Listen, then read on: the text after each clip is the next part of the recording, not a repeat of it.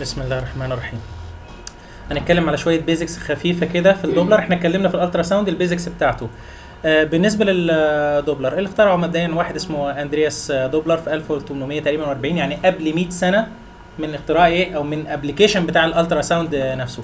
الكلينيكال بتاعه الكلينيشن اللي هو السيرجن بيستخدم جهاز كده عامل زي القلم، هو ده الدوبلر بالنسبه له، وبيسمع بيه الصوت بتاع الفيسل. احنا كراديولوجيست تمام بنشوف بقى الفلو يا اما في صوره كلر يا اما في صوره ويف فور. فيزيكالي انا المفروض الالترا ساوند العادي لو خبط في اي ستراكشر والاستراكشر ده فيكسد ستيشنري هيرجع منه ريفلكتد الترا ساوند.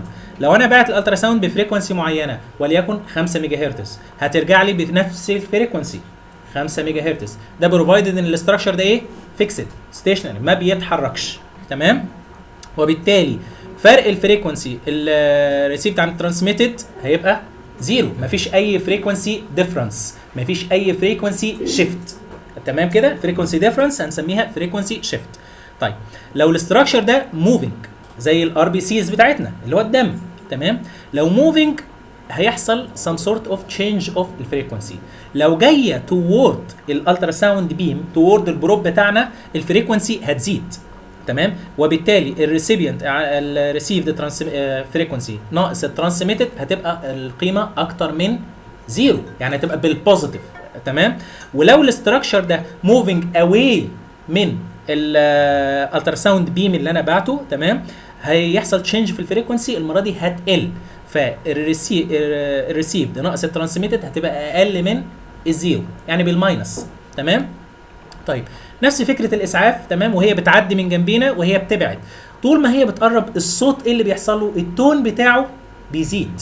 التون ده بيزيد نتيجه ان المسافات دي قلت، المسافات دي ما بين كل ويف واللي بعديها اسمها ويف لينث. الويف لينث لو صغرت ايه اللي هيحصل في الفريكونسي؟ هتزيد. والويف لينث هنا لو كبرت ايه اللي هيحصل في الفريكونسي؟ هتقل تمام. احنا بنترجمها على هيئه ايه؟ زياده في التون بتاع الصوت او ضعف في التون. دي هنعتبرها بوزيتيف، دي هنعتبرها نيجاتيف.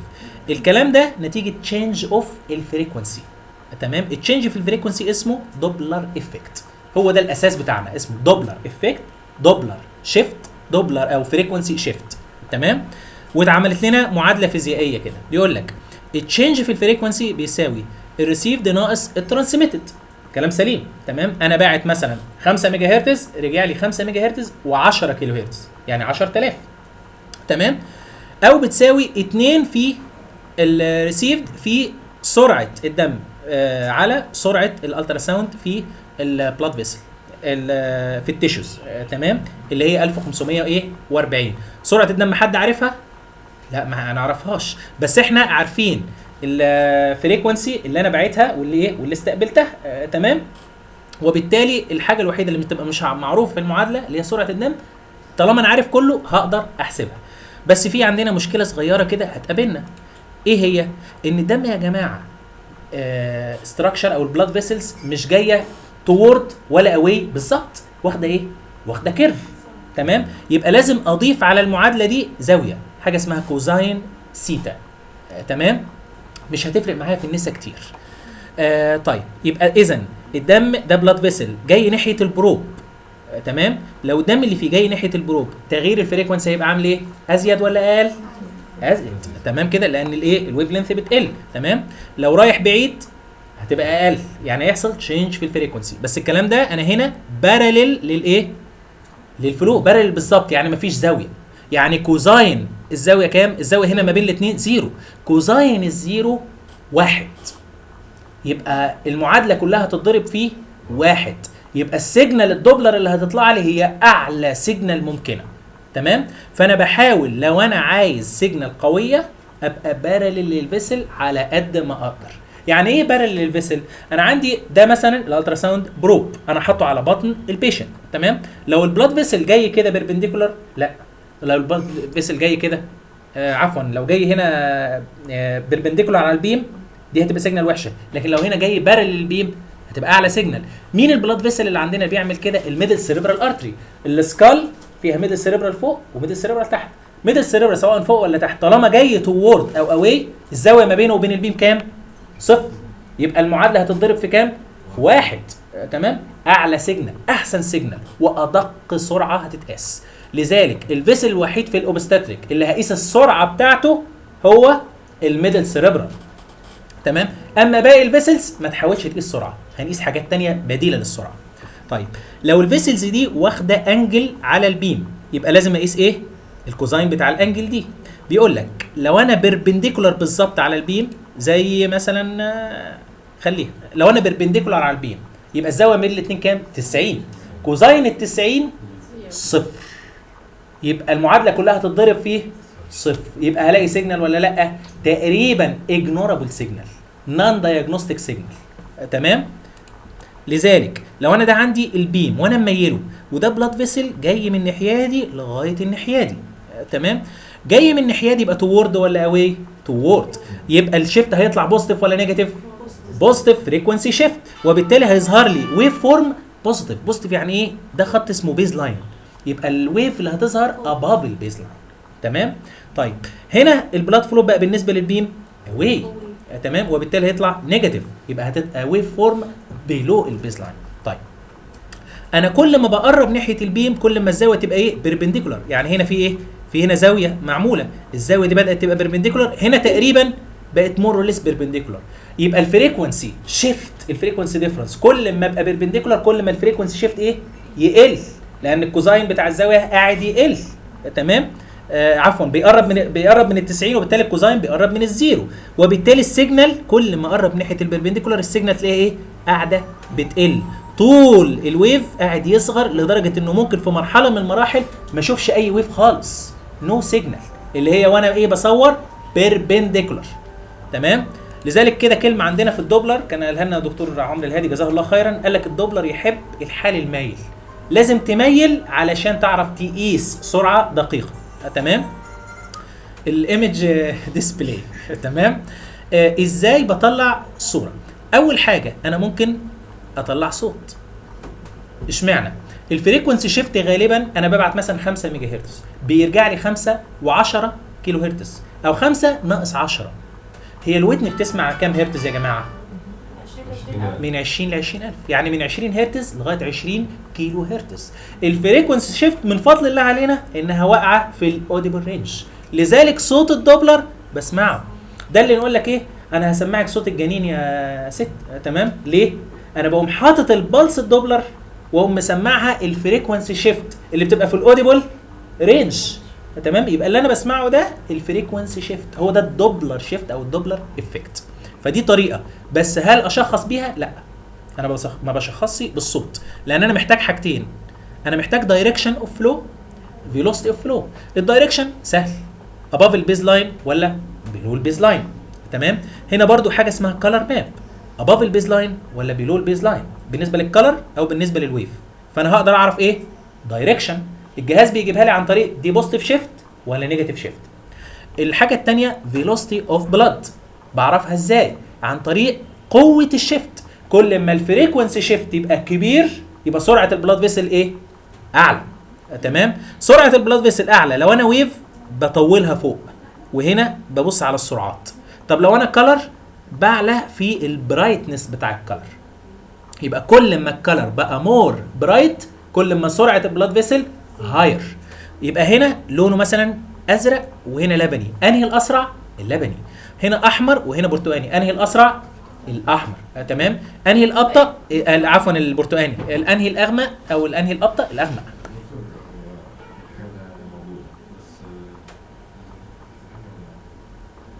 طب خليها تخش. تمام، وكمان نص ساعه كده هنجيلها، ماشي؟ نص ساعه كده ولا حاجه. قال يعني انا هشوف حاجه، ماشي. اوكي تمام. فالمودز اوف ديسبلاي، انا دلوقتي عايز اطلع الدوبلر ده في صوره اقدر اشخصها. الالترا ساوند يا جماعه لما بنيجي نطلعه كنا يا اما بي مود يا اما اي مود يا اما ام مود. الام مود ده اللي بسمع بيها القلب، اللي عفوا اللي بشوف بيها القلب، اللي اسمها موشن مود او ايكو. البي مود اللي بشوف بيها السونار العادي، اللي هي البي فور برايتنس، ابيض واسود، جراي سكيل. ريال تايم. ليه ريال تايم؟ لان انا باخد صوره اسمها فريم، واخد صوره فريم تاني واخد صوره صوره صوره صوره، باخد لي 25 الى 30 صوره في الثانيه واقوم عارضهم ورا بعضيهم، فعينيا ما تقدرش تلقط الفرق بين صوره وصوره، فاشوفهم كانهم بيتحركوا كونتينوس، كانها ريال تايم. ات از نوت ريال تايم. تمام. ريال تايم يعني انا كأن انا بشوف كونتينوس، يعني انا حاطط البروب العين بيتنفس، انا شايف اللي جوه بره على طول. تمام، مش صور متخزنه وبتتبعت لي بعديها بشويه، كأن انا شايفها immediate. تمام، لكن هي اكشن متخزنه جزء من الثانيه.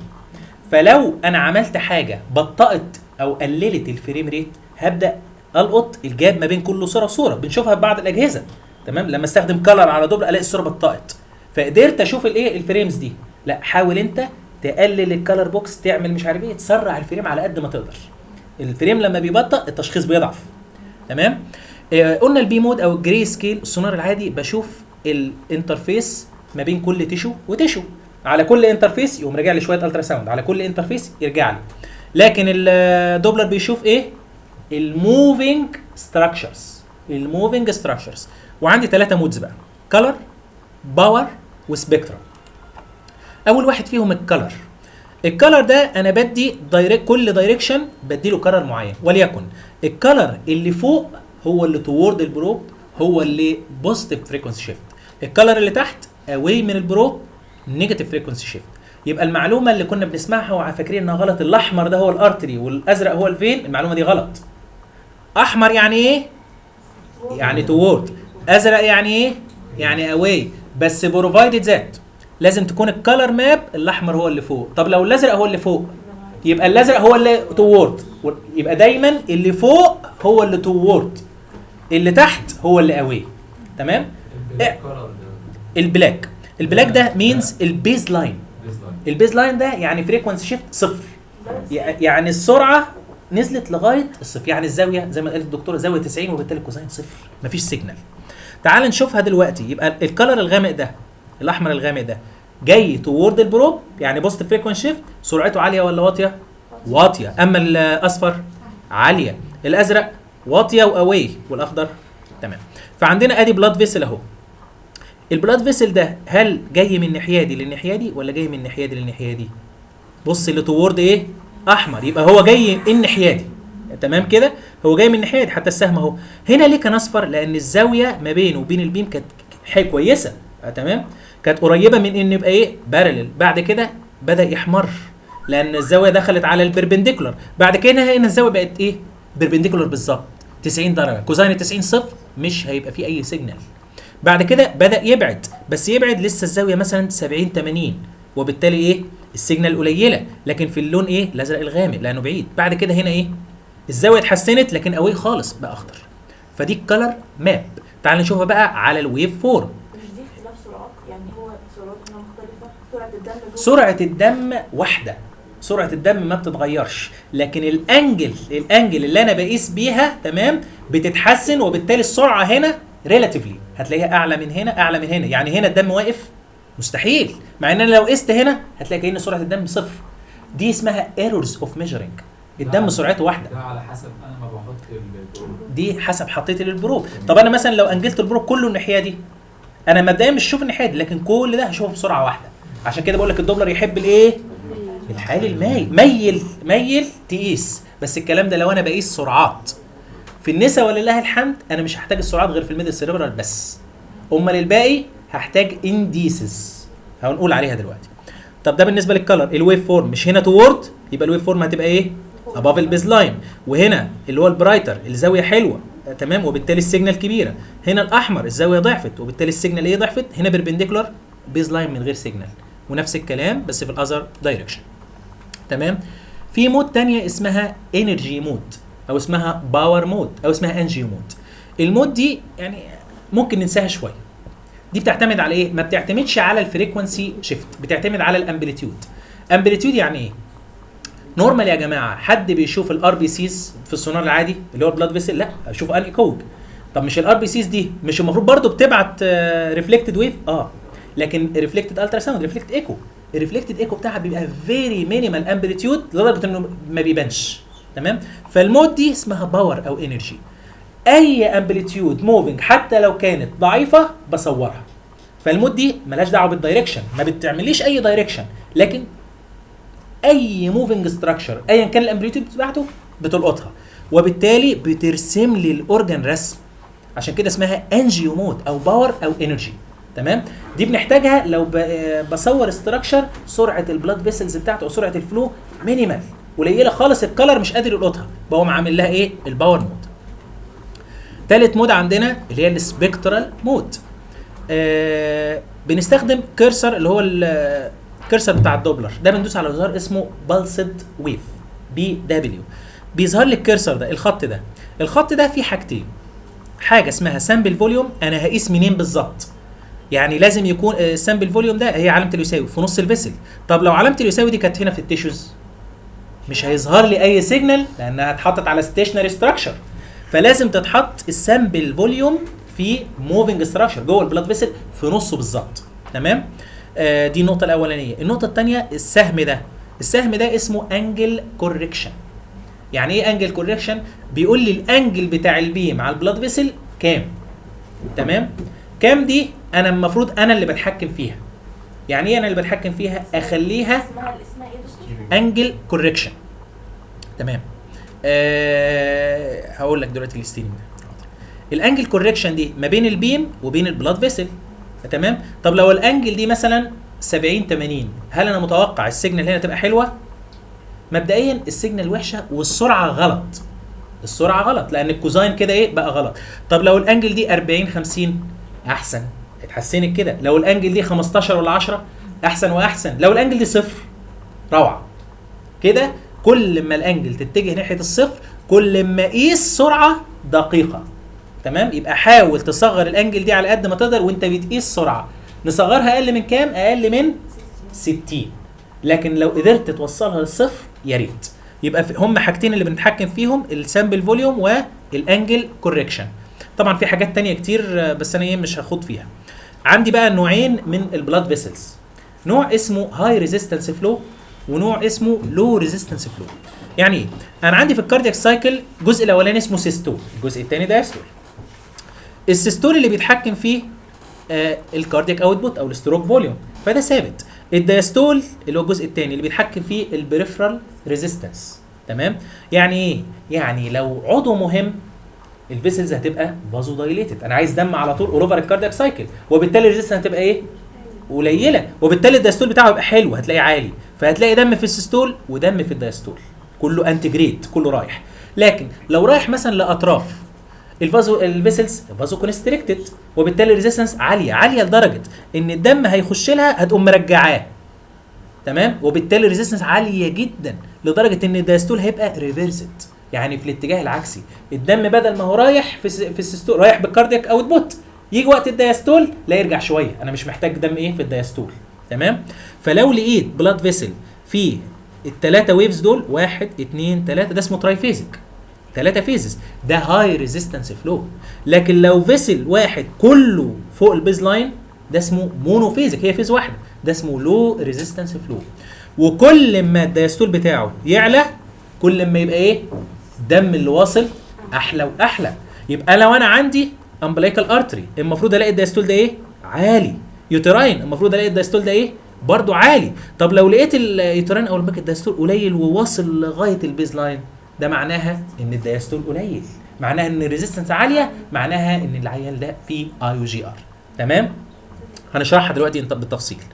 تمام. طيب علشان اعمل بقى الكلام ده كدكتور اشعه المفروض يبقى عارف كل الزراير دي. اظبط بالبي مود زراير، اظبط بالكالر مود، اظبط بالسبكترال مود. انا مش هقول يعني كله، بس الصوره العاديه، صوره السونار العاديه بتتظبط ازاي؟ ريزوليوشن عن طريق زرارين، فريكوانسي وفوكس عشان اعلي اللاترال والاكزيال ريزوليوشن، وعشان الديبث والجين عشان اعمل اوبتيمم سايز. بعد كده الجين والاوفر اول جين، وحاجه اسمها دايناميك رينج عشان تظبط لي درجه البرايتنس. دي الزراير بتاع البي مود. الكالر مود بنعمل حاجه اسمها ستير. يعني ايه ستير؟ ميل البيم بتاع الالترا ساوند. ستير دي يعني دفه بتاعت مركبه، فميل البيم، ده اول حاجه، ده زرار اسمه ستير. بس زرار الستير ده يا جماعه مش هنعرف نعمله في شغل الناس. اشمعنى؟ لان عشان اميله لازم يكون لينير بروب. لينير ده اللي هو ايه؟ نازل ريكتانجولار شيب، لكن انا عندي كونفكس، فهتلاقي الكونفكس بروب نازل له كونفكس كالر بوكس. طب انا عايز اعمل ستير، يبقى وانت بتقيس ما تقيس في النص بالظبط كده، انت قايس بيربنديكولار، قياسك هيطلع غلط. امال ايه؟ قيس على طرف الشاشه، حاول تقيس على طرف الشاشه بحيث تبقى عامل ايه؟ عامل انجل، عامل ناتشورال ستير. في زرارين تانيين برضو مهمين، حاجه اسمها سكيل وحاجه اسمها كولر جين. نشوفها على الصور احسن. نفس الزرار دي هيبقى في السبيكترم، بس هنزود عليهم ايه؟ شويه حاجات نقولهم دلوقتي. طيب ده يا جماعه الكونفكس وده بلاد فيسل. البلاد فيسل ليه فيه نفس اللونين؟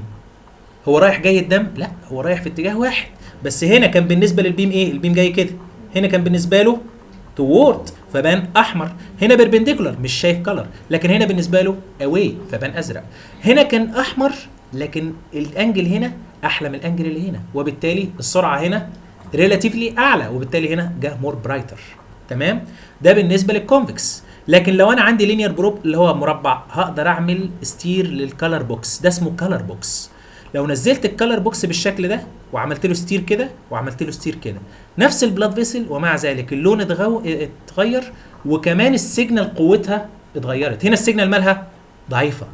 ليه؟ لان انا نازل بزاويه على البلاد فيسل اللي مايل، الزاويه دي تقريبا قد ايه يا جماعه؟ 90.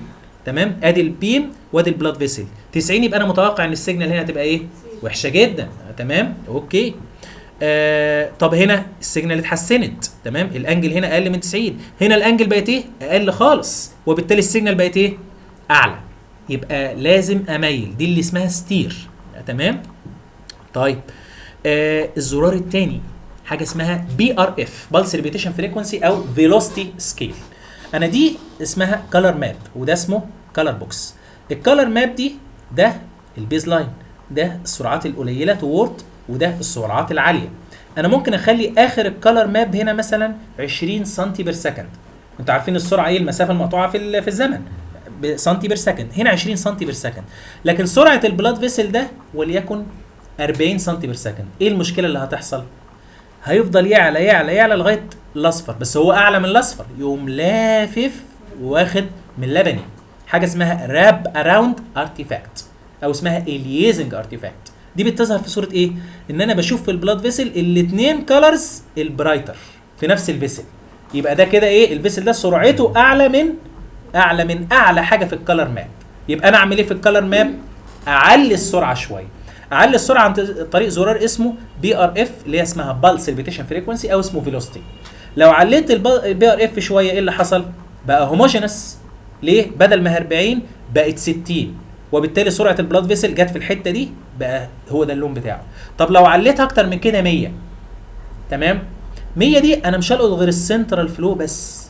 ليه؟ هو اسرع بلاد فلو، لكن البلاد فلو اللي على البريفري سرعته واطيه مش هتيجي معايا، فلازم اعمل اوبتيمم بي ار اف. يبقى الزرار ده المفروض بنلعب فيه اوبتيمم بي ار اف. تمام؟ طيب النقطه الثانيه حاجه اسمها الجين. ده هنا يا جماعه البي ار اف ماله؟ في اليزنج برايتر كلرز. ده هنا اتحسن شويه، لا هنا اتحسن قوي لكن هنا قل. تمام؟ هنا بقى حاجه اسمها جين. جين دي زي البي مود جين اللي هي بتبيض وتفتح، بتزود البرايتنس. هنا المره دي بتزود الكلر. هنا مثلا اوبتيمم، هنا لو زودت الكلر ايه اللي حصل؟ الكلر بدا ينشع بره البلاد فيسل، دي اسمها بليدنج ارتيفاكت، كلر بليدنج. يبقى بعد ما زودت لا ارجع تاني شويه. طب هنا ايه اللي حصل؟ ده انا قللت خالص، يبقى لازم يبقى عندي اوبتيمم كلر جين. يبقى عشان اظبط الكلر زرارين، اوبتيمم بي ار اف اللي هي فيلوسيتي، اوبتيمم كلر جين. تمام؟ طيب وده مثال مثلا لايه؟ الفيسل ده ايه اللي فيه ارتيفاكت اسمها ايه؟ اليزنج ارتيفاكت، لانه سرعته اعلى بكتير من هنا. ايه اللي حصل لما عليت بقى البي ار اف او عليت السرعه؟ بقى هوموجينس، وقع في هنا. تمام؟ نفس الفكره هنا. اوكي. طيب البلس ده تحت امرك. اللي هي اللي فيها البرتقاني والازرق اسمها ايه؟ ارتفاكت اليزنج ارتيفاكت اللي قبل كده مثلا دي كده. الاسم الثاني ليها راب اراوند، يعني راب اراوند دي يعني بيلف. هي الاسم بتاع اليزنج، هي اليزنج اللي اسمها راب اراوند. راب اراوند يعني بتلف، يعني ده شرح ليها يعني او وصف. تمام؟ اوكي. هنا المره دي عملنا ويف فورم. الابيض ده عباره عن ايه يا جماعه؟ ده الجين، ده برضو الدوبلر جين. كل ما ازود درجه البياض ايه اللي بيحصل؟ الصوره بتبقى مبيضه قوي. بس لو قللت الصوره هتبقى ايه، او الويف هتبقى ضعيفه. خلي بالك ان انا لو زودت قوي الويف ممكن اقيس سرعه اعلى، ولو قللت قوي اقيس سرعه اقل. فلازم برضو يبقى عندي اوبتيمم دوبلر جين. تمام. طيب عملت ويف فورم بالشكل ده، ايه اللي حصل؟ الويف الايبكس بتاعتها طارت وجت من تحت. ليه بقى؟ لان دي السرعه بتاعتها اعلى من اخر سرعه هنا، فلفت وقامت رجعت. يبقى دي الاليزنج بتاعت الدوبلر، الراب اراوند بتاعت الدوبلر بتاع البلسد. اعمل ايه؟ اعلي اخر سرعه هنا، بدل مثلا ما هي 50 سم خليها 70 سم، وبالتالي الويف كلها تيجي ايه؟ تيجي في البوكس بتاعي. تمام. او اعمل حاجه تانية، اجي على البيز لاين ده واقوم منزله لتحت، فالايبكس دي بدل ما هي طايره من تحت تيجي لي من فوق. تمام. نفس الفكره هنا، الايبكس طايره اللي هي فيه اليزنج ارتيفاكت، انا قمت معلي السرعه اللي هي ايه؟ بي ار اف، وكمان نزلت البيز لاين لتحت. تمام. طيب حاجه تانية نشوف هنا ايه اللي حصل. هنا الجين ضعيفه، هنا الجين زياده، هنا الجين ايه؟ زودته قوي. بس لما زودته قوي بدات تحصل فيه ارتيفاكت على البيز لاين. هل في ويف تبقى موجوده على البيز لاين بالظبط؟ ما ينفعش. دي ارتيفاكت اسمها وول ثامب، ان الوول نفسه وهو بيتحرك مع الهارت بيتس بيتحرك، فبيبقى له فريكونسي فبتظهر هنا. عشان اضيع الفريكونسي دي اللي هي على الوول بالظبط، افلترها، اعمل حاجه اسمها وول فلتر. تمام. اللي هي دي. هتقول لي ايه اهميتها؟ لا دي مهمه قوي في الجاينيكولوجي والاوبستريك. اشمعنى؟ ساعات يا جماعه في الامبلايكال بعد ما الريزيستنس بتعلى الدايستول بيفضل يقل لدرجه انه بيبقى ابسنت، وكمان ممكن يبقى ريفرسد. لو انا اتلخبطت بين الارتيفاكت دي والريفرسد كومبوننت انا شخصت غلط. تمام. الريفرسد كومبوننت بتبقى في الدايستول، لكن الارتيفاكت دي هتبقى اوفرلاينج مين؟ السيستول، على السيستول. تمام. ومع ذلك انا عايز اشيلها، فاعمل حاجه اسمها وول فلتر. تمام. الحاجات دي ان شاء الله نتدرب عليها في المره اللي جايه في العمل بتاع الدوبلر، دي لازم تشوفوها بعينيكم. تمام. وول ثامب اللي هي طبعه الوول، بعمل لها ايه؟ بفلترها. الفلتر ده الاول بيعمل ايه يا جماعه؟ خدوا بالكم الحته دي. هنا كان الفلتر 50 هرتز، يعني 50 سايكل بير سكند. الهارت ريت بتاعنا بيضرب على سرعه كام؟ مثلا 60 70. تمام. يبقى لو ده شخص عادي اعلي له الفلتر لكام؟ 75 80. ايه اللي حصل؟ راحت. صح كده؟ فده عباره عن الهارت، الافكت بتاع الهارت بيتس. فانا لو عليت 70 80 100 راحت. لكن خلي بالك لو عليت قوي قوي قوي انا هضيع الويف فورم نفسها. تمام. هضيع الفريكونسي نفسها، فانا اخر مثلا 100 ولا حاجه. تمام. نفس الكلام، بس هنا بقى الزاويه. هنا بيقول لك لو الزاويه اتغيرت اللي هي الانجل كوركشن، يعني الانجل مثلا لازم تكون بارل للوول. طيب فرضا انا خليت الانجل وليكن 70، هنا مثلا كانت 50 السرعه بتاعت البلاد فيسل هنا كام؟ 40 سم بير سكند. لما زودتها 70 انا ممنوع اعدي ال 60. ايه اللي حصل لسرعه البلاد فيسل؟ بقت 120. قست غلط. هتفرق معايا؟ ايوه. في الميدل سيريبرال ارتري، في الميدل سيريبرال، انا المفروض السرعات تحت ال 50 30 40 حاجه و20. تمام. لو قست سرعه ولقيتها 70 اشخص على طول فيتال انيميا. فيتال انيميا مش سرعه بس، قلت لكم ده الفيسل الوحيد اللي بقيس السرعه فيه. تمام. فلذلك الانجل كوركشن لازم تكون على اقل ما يمكن، بالذات في الميدل سيريبرال. باقي الفيسلز كلها هطنشها. خلاص قلنا هم تاني. طيب احيانا يا جماعه بيحصل، انا دلوقتي ده عندي ايه؟ ابدومين، وده عندي الامبلايكال فيسلز. تمام. ايه اللي حصل هنا؟ دي ارتيفاكت اسمها ايه؟ ان الكالر طلع بره البلاد فيسل. كالر بليد ارتيفاكت، نتيجه ان في عندي اوفر جين للكالر. يبقى افضل اقلل الجين لغايه لما اشوف الفيسلز فقط. تمام. طيب هنا الامبلايكال ايه المشكله اللي فيه؟ اليزنج ارتيفاكت راب اراوند. تمام. في البرايتر في النص، او مع ايه؟ اعلى بالسرعه او اعلى بحاجه اسمها بي ار اف. هنا السرعه مثلا كانت 6 سم بير سكند، هنا عليناها مثلا 20 سم بير سكند، وبالتالي قدرت اشوفه هوموجينس. ايه اللي موجود في الامبليكال ارتري هنا؟ اليزنج ارتيفاكت. السرعه هنا كانت 11، هنا عليت لغايه لما وصلتها قريب من 30 سم بير سكند. تمام. هنا اللي موجود في الويف فورم كان ايه؟ برضو الايبكس بتاعتها طارت وجت من تحت، اليزنج ارتيفاكت. كان اخر السرعه هنا ايه؟ 15. ايه اللي انا عملته؟ نزلت البيز لاين لتحت اهو، وكمان زودت ايه؟ زودت الفيلوسيتي، خليتها مثلا 33، فجات الويف فورم ايه؟ هنا وذين. يبقى الاليازنج بتاع الدوبلر اصلحه بحاجتين، ازود الفيلوسيتي وانزل البيز لاين. تمام؟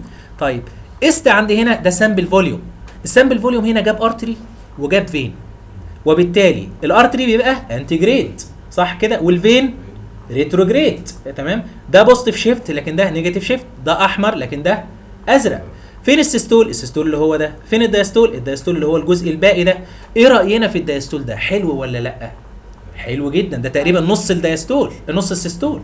امتى اقول عليه حلو؟ بعيني المجرده لو جاب التلت او اكتر. لو تلت السيستول او اكتر انا بطمن على الدايستول ده. بس انا كده كده ما بعتمدش على عينيا وبس، بقيس وقت ما بشوف حاجه زي كده الدكتور عايز مني ارقام. تمام؟ طيب ايه اخبار الدايستول ده؟ قليل قوي بالنسبه لايه؟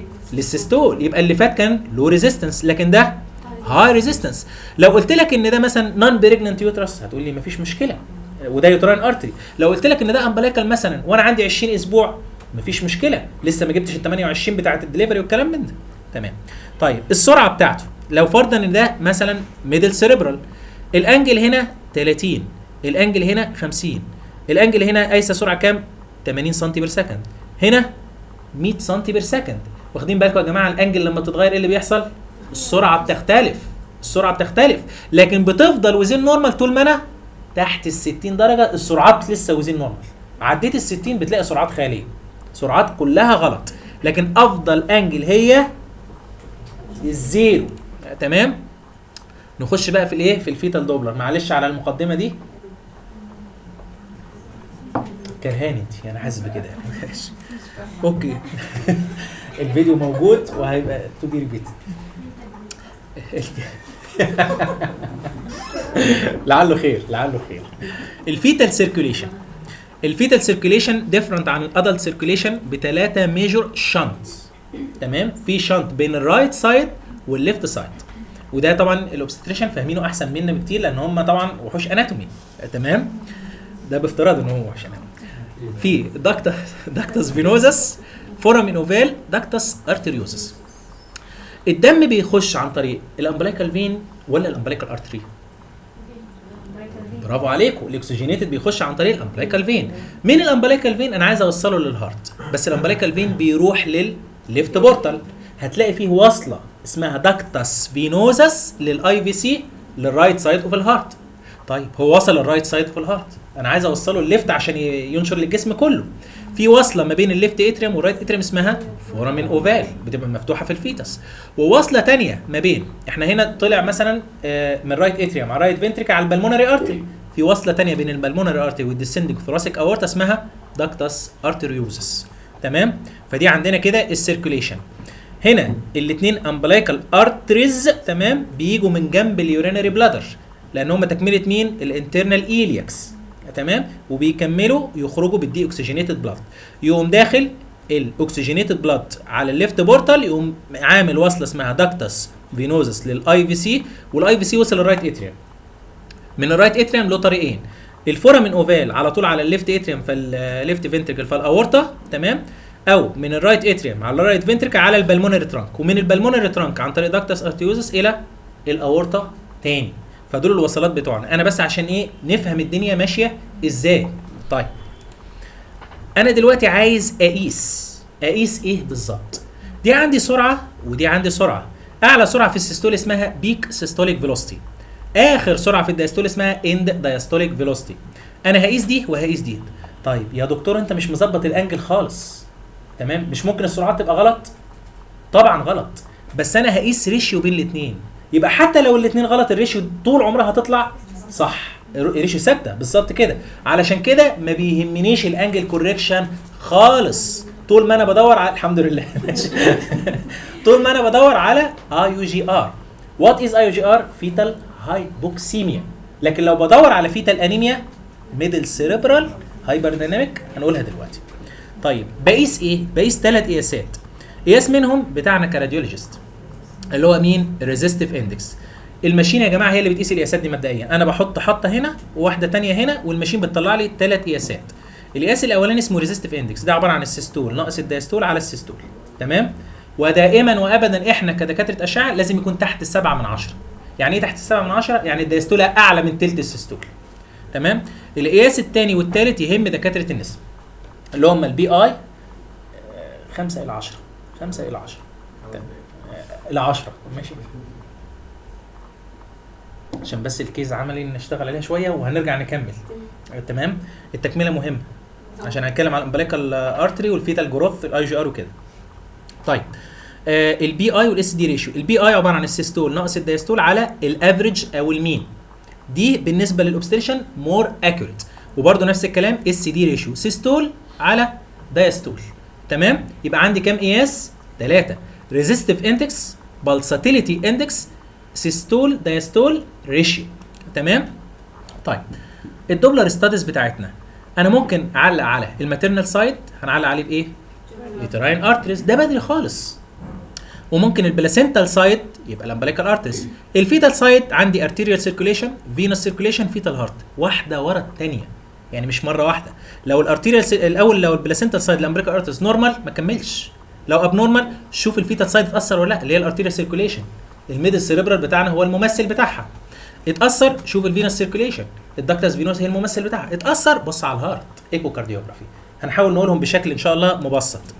اول واحد فيهم اليوتراين ارتري. اليوتراين ارتري بيجي من الانتيرو ترانك بتاع الانترنال ايلياك على الناحيتين، بيبقى له ديسندنج ليمب وترانسفيرس ليمب واسندنج ليمب. الاسندنج ليمب بيجي من اول اللور يوتراين سيجمنت ويطلع ويبقى فيري تورشوس، فيري تورشوس. اشمعنى؟ لانه عامل حساب ان اليوترس بعد كده ايه؟ هيكبر مع البريجنسي. تمام. طيب وقت ما بعمل له اسسمنت، بعمل له اسسمنت امتى وازاي؟ بعمل له اسسمنت غالبا بعد 20 اسبوع، ويمكن اكوريتلي كمان بعد 22 اسبوع. طب بجيبه ازاي؟ انا عندي المفروض لو جيت عند الميد انجوينال بوينت، الفيسلز اللي بتكروس في الحته دي اسمها اكسترنال ايلياك فيسلز، بيبقى تحول اسمها الى كومن فيمورال. عند الاكسترنال ايلياك او باصص ناحيه اليوترس، يعني ده كده اخر اليوترس، واللي جايين بالطول دول الاكسترنال ايلياك، هتلاقي فيسل معدي عليهم بالعرض، هو ده اليوتراين. فيري ايزي، فيري ايزي، ما فيهوش اي مشكله.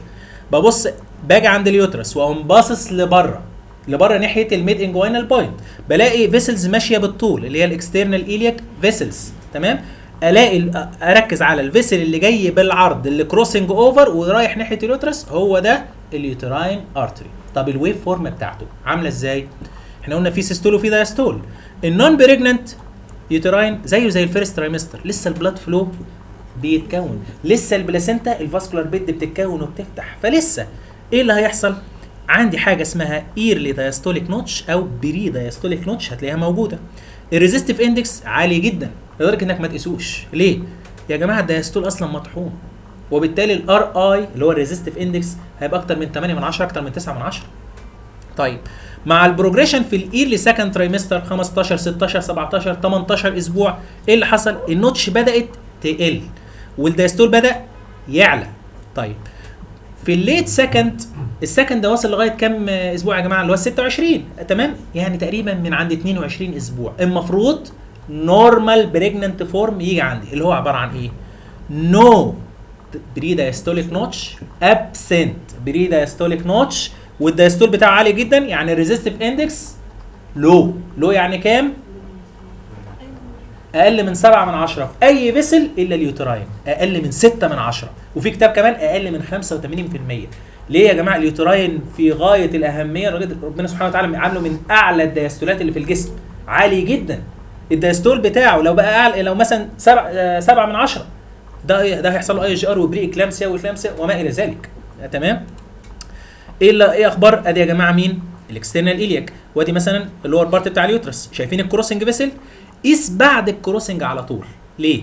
طب ما انا ممكن اقيس يا دكتور وهو بيعمل كروس. لا خلي بالك، ده بيكروس على اكسترنال ايلياك اللي هو رايح ناحيه اكستريميتي اللي هو هاي ريزيستنس ارتري، فانت بالخطا تغلط. لو حطيت على الاكسترنال ايلياك هتلاقي ووف فورم الريزيستنس بتاعتها عاليه جدا، فحاول عدي الكروسنج وقيس، هتلاقي دايستول حلو جدا.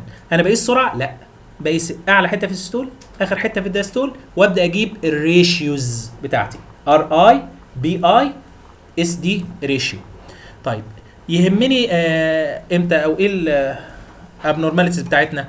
الابنورماليتيز حاجتين، يا اما increase the resistance اللي هي الار اي والبي اي، يا اما persistent early diastolic notch او البري diastolic notch. كوني شفتها مشكله. تمام. طيب مشكله يعني ايه؟ بري اكلامسيا واكلامسيا، ممكن يدخل اي جي ار وانترا فيتال ديث، ممكن يتسبب في ابرابشن، وممكن emergency cesarean section لو بعد كم اسبوع 28، لكن لو ما قبل ذلك بتفولو، انت بتفولو وخلاص على كده. يبقى اليوتراين اهميته قبل ال 28 ولا بعد ال 28؟ قبل ال 28 طبعا. بعد ال 20 قبل ال 28 طبعا بتدي بقى اللي هي اللودز هيبرين ومش عارف ثرومبوسايتوفيليا، الحاجات اللي هي ايه تبع للجاينيكولوجيست. تمام. طيب ايه اخبار الويف فورم هنا؟ ممتازه. الدايستول ده اعلى من نص السيستول. ايه اخبار الدايستول هنا؟ كويس، لكن في مشكله. ايوه، النوتش دي should not be present. اي نوتش وحشه. لو لقيت نوتش في الدايستول وحشه، لو لقيت نوتش في السيستول وحشه. الاثنين دول علامه increased resistance، لازم تخبط هيبرين. لا اطمئني، هي الفكره كلها هنقول بنعمل غلط يعني ايه. لو الدكتور زود الجين قوي، ما هو ممكن يقفل النوتش دي بالخطا ويمس النوتش. عشان كده لازم تكون الخلفيه ايه؟ سودة. لازم يكون الجين قليل شويه عشان النوتش دي ما تختفيش. تمام. انما طالما ظهرت يبقى انا مش هعمل خلاص خلاص. فايه الاخبار هنا؟ هنا النوتش موجوده، وبالتالي العيانه دي لايبل ان عندها يوترو بلاسنتال انسفشنسي. ده الكلمه اللي هنكتبها مثلا في التقرير. طيب ايه اخبار العيانه دي؟ لا العيانه دي عندها الاثنين، ده عندها النوتش موجوده والدايستول وحش، يبقى ريزيستنس عاليه جدا. ايه مشكله بقى العيانه دي؟ ده فيري فيري هاي ريزيستنس، ده ريفيرس الدايستول. ما تقسي اي قياس، ما تقسي خلاص سرعات. لو لقيت ريفيرس الدايستول او ابسنت سيستول ما تقسي ار اي ولا بي اي، انت تكتبها كده وبس. ريفيرس او ابسنت دايستوليك كومبوننت فيري هاي ريزيستنس، ده امبندنج انترا فيتال ديث، ده غالبا ممكن يضيع. تمام. طيب القياسات بتاعتي انا وقت ما بقيس يا دكتور انا مش حافظ، انا مش حافظ ده 5 من 10 ولا 6 من 10 ولا مش عارف ايه، ومش عايز احفظ، انا ورايا حاجات كتير. اعمل ايه؟ دخل اهم حاجه وانت بتبدا الفحص اللي هي ايه؟ لاست منسترال بيريود. طب العيانه مش فاكراها، غالبا هتبقى فاكره الاكسبكتد ديت اوف ديليفري، دوس الزرار بتاع الاكسبكتد ودخله. اما لو عامله اي في اف دوس الزرار بتاع الاي في اف ودخله. اشمعنى؟ عشان الجهاز يبدا يحسب لك النورمال يوتراين ميجرمنت فور ديت، ويقوم حاطط لك كيرف. هي لو مش عارفه اي حاجه اصلا قيسي قياساتك تمام، وحطي اكسبكتد بتاعك. يعني القياسات كلها مثلا قايسه على 24 اسبوع، حاولي تحطيها بس بروفايد ذات انها ماشيه ميجرمنت مع بعضيها. حطي الاكسبكتد ديت مثلا اللي الجهاز مطلعه لك، بس لازم تسبلاي الجهاز بديت عشان يطلع لك الكيرفات، والكيرفات دي مهمه قوي قوي. طلعنا الكيرفات ولقينا مثلا ان عندها 20 اسبوع، هيطلع الرقم هنا مثلا 1.5. طلع الرقم 1 مثلا اقل من ال 10 برسنتايل، يبقى ده ريديوس. طلع أكل وهكذا. تمام. انا دايما بتحكم بالايه؟ بالكيرفات. طب انا يعني وهنا واخدين بالكم يا جماعه ايه الميجرمنت اللي جايبينها؟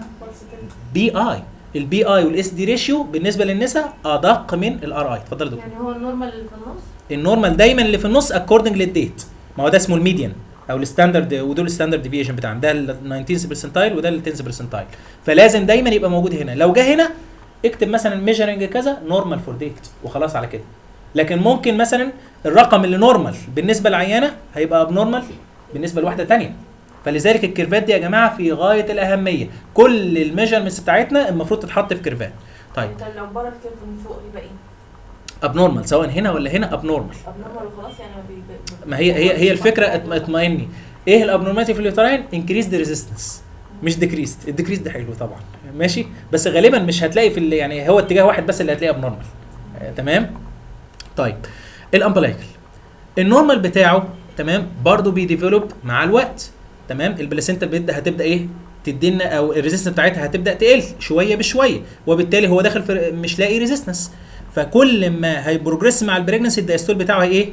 هيعلى. ده اللي انا حافظ الار اي بتاعه اللي هو اقل من 7/10، لكن اليوتراين الار اي بتاعه اقل من 58%.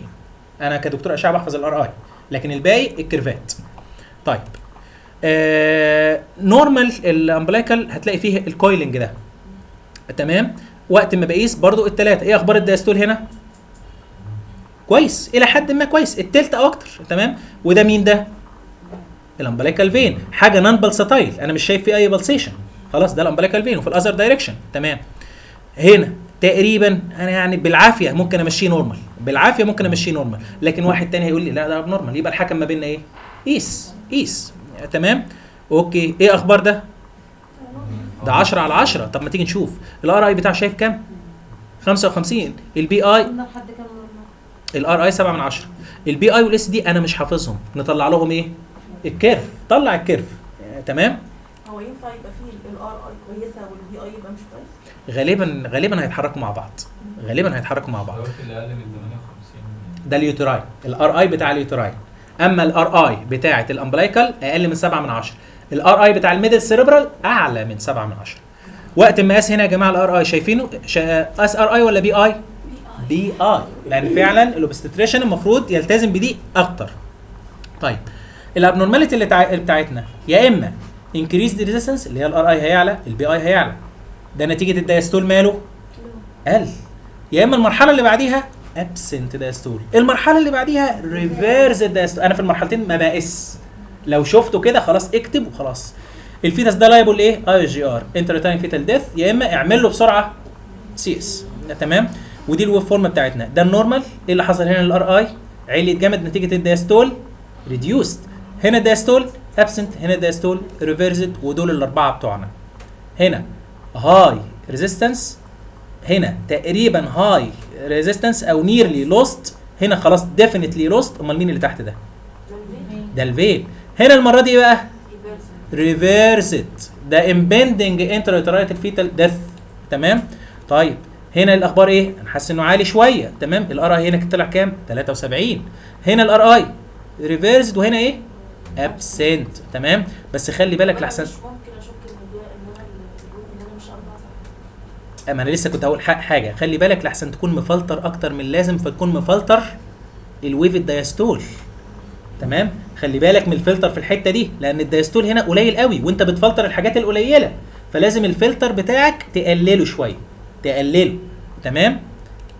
طيب الميدل سيريبرال ارتري، شايفين يا جماعه الميدل سيريبرال دي الراس، الميدل سيريبرال جاي ناحيه البروب، يبقى الزاويه اللي ما بينه وبين البروب كام؟ تقريبا هتبقى صفر. يبقى اقدر اقيس فيلوستي وهتبقى دقيقه. تمام. طيب الويف فورم بتاعته نورمالي البرين ماتيور ولا اماتيور في الفيتس؟ طبعا اماتيور. فانكشننج ولا لا؟ نون فانكشننج. يبقى رايح له بلاد كتير ولا لا؟ لا، مفيش داعي. يبقى الفيسلز فازو كونستريكتد. لكن لما بيحصل اسكيميا للفيتس، هايبوكسيميا للفيتس، يبدا القلب، انا مين عندي المهم عشان الحقه؟ البرين. فتبدا تاكتيفيت حاجه اسمها برين سبيرنج ميكانيزم، او حاجه اسمها ارتيريال ريديستريبيوشن. ابدا اوزع، اودي للبرين، اودي للادرينال، اودي مش عارف وهكذا، والقلب، واقلل من الباقي. مين اللي هودي له مهم؟ البرين. يبقى الفيسلز نتيجه الهايبوكسيميا هترياكت عن طريق ان يحصل لها ايه؟ فازو دايلاتيشن. فازو دايلاتيشن الريزيستنس قلت، وبالتالي الدايستول بتاع الميدل سيريبرال هيعلى. يبقى نورمالي في النورمال برين اللي هو مش هايبوكسيك، الاقي الدايستول بتاعه ايه؟ لو خالص، الريزيستنس عاليه، ده نورمال. يبقى النورمال ار اي بالنسبه للميدل سيريبرال اعلى من 7 من 10. تمام. لو لقيتش دايستول كويس، خير وبركه، مفيش مشكله. تمام. فنورمالي ده مفيش دايستول خالص، مفيش اي مشكله. مع البريجننسي البرين هيبدا يماتيور شويه بشويه، هتلاقي الدايستول يبدا يعلى سنه بسنه. طيب هتبقى عندي مشكله، لقيت دايستول كويس، بص على الميدل، بص على الامبلايكال. لو الامبلايكال الدايستول بتاعه وحش يبقى دي برين سبيرنج ميكانيزم. لكن لو الامبلايكال نورمال طنش. تمام. الامبلايكال لوحده يكفي ان انا استبعد ان شاء الله الاي جي ار. لو لقيت امبلايكال كويس، تمام، غالبا كل ما بعده كويس. تمام. طيب وبرده نفس الكلام، بي اي لازم نقيسها، والفيلوسيتي.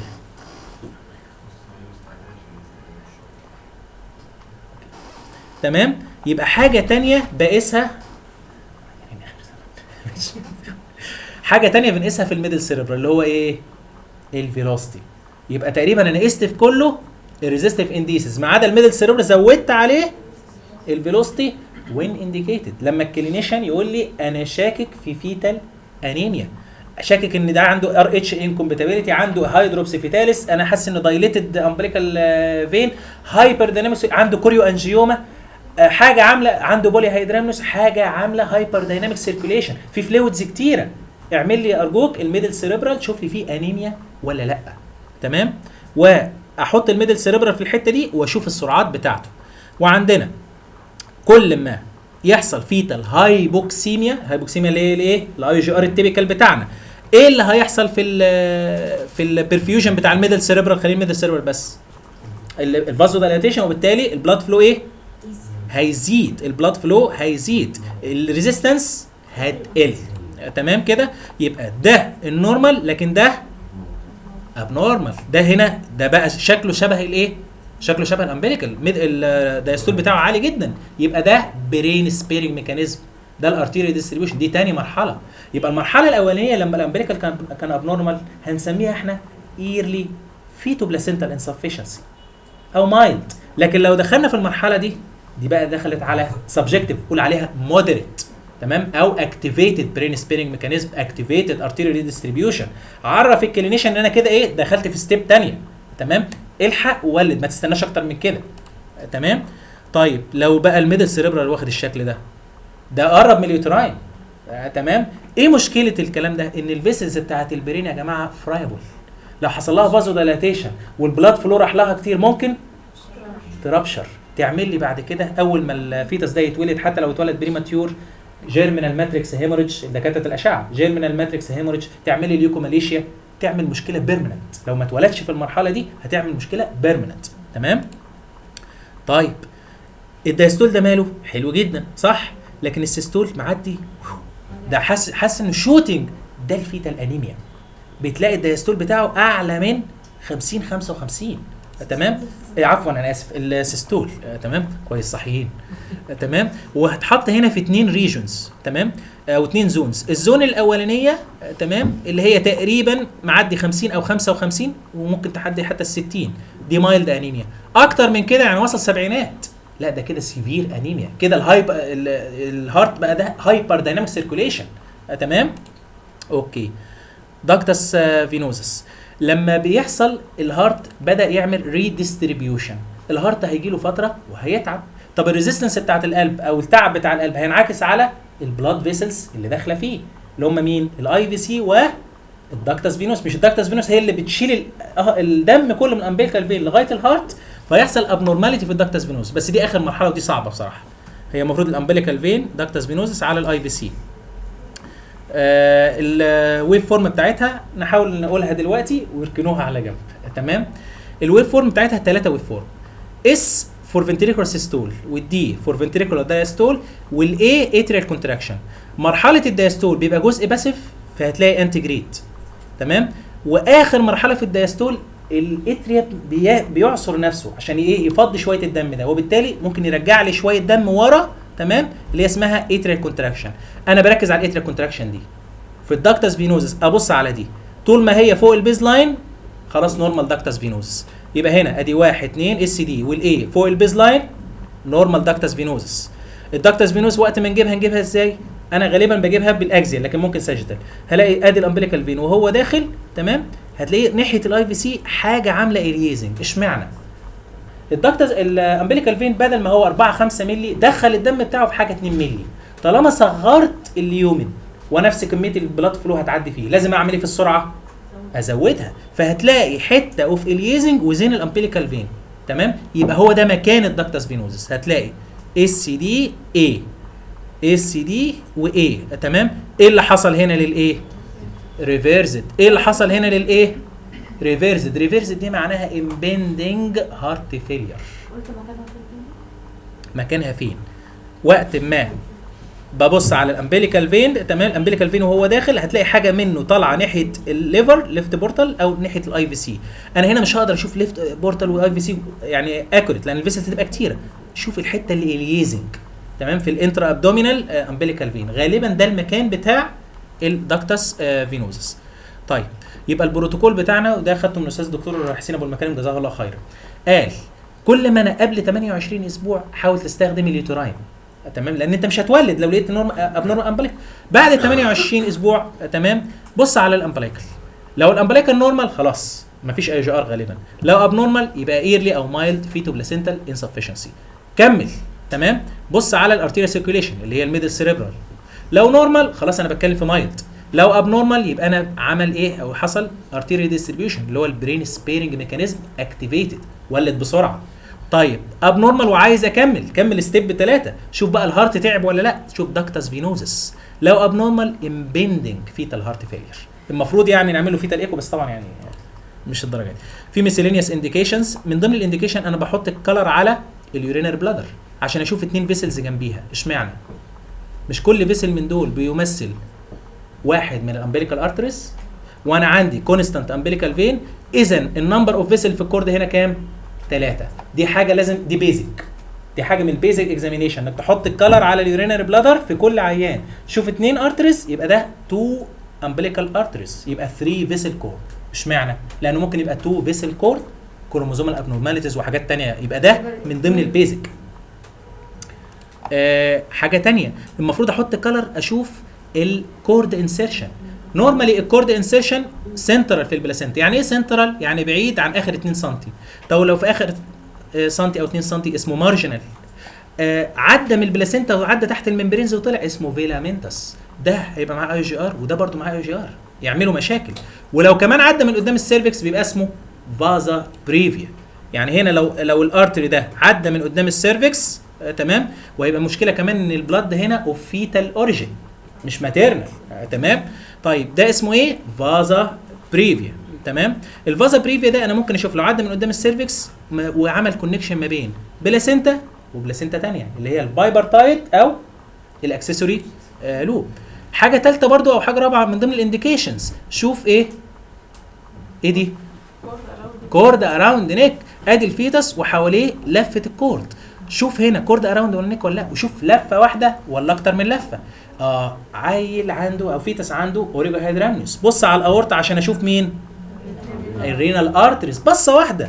مع ان انا مش شايف الكيدنس حلو، لكن انا شايف الاثنين دول، انا متاكد ان الاثنين كيدنس موجودين، يبقى السبب مش رينال.